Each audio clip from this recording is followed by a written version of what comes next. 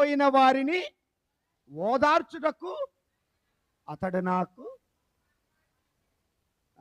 సంభాషణ శక్తి మనకు లేదు. ఏ శక్తి ఉంది? స్వామి స్తోత్రం స్వామి. ఎవరు ముందు?